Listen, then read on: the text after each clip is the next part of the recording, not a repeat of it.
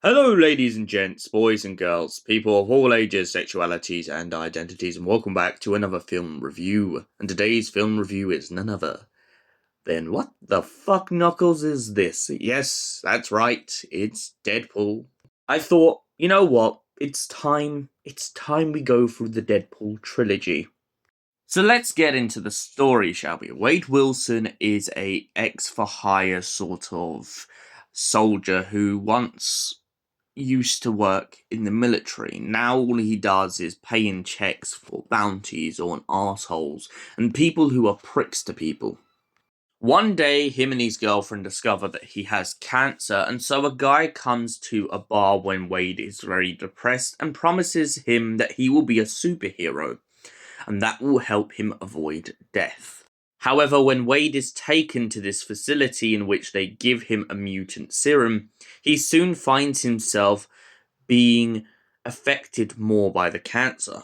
The cancer begins to grow across Wade's face, and he begins to be lied to.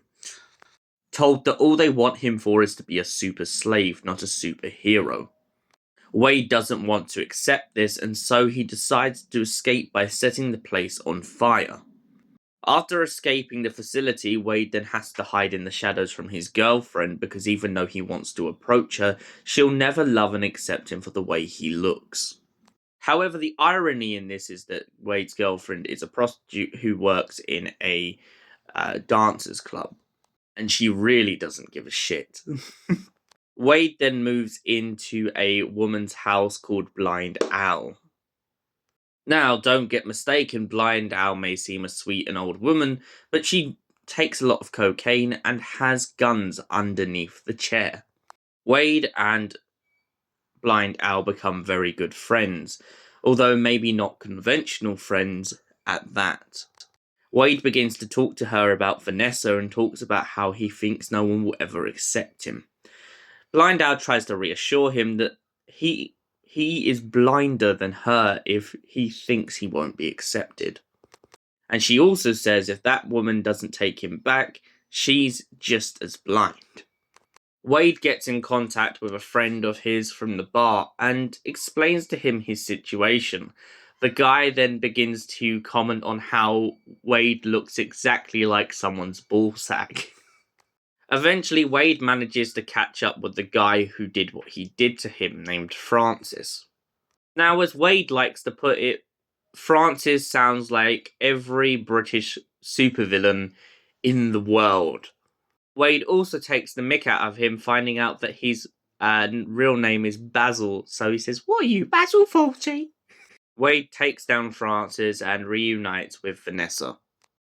But not after the fact that the only way he managed to track down Francis is he had to install in the help of the X-Men.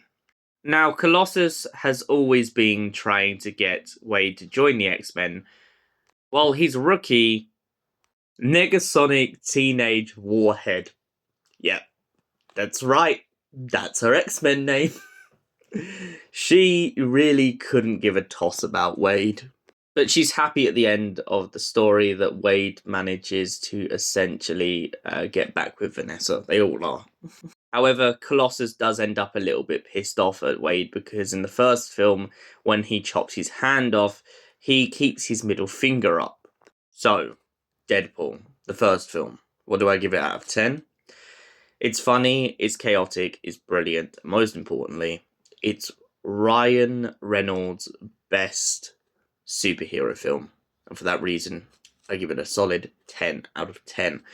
Thank you for watching, and we'll see you in the next film review. Until then, goodbye, stay beautiful, you beautiful people.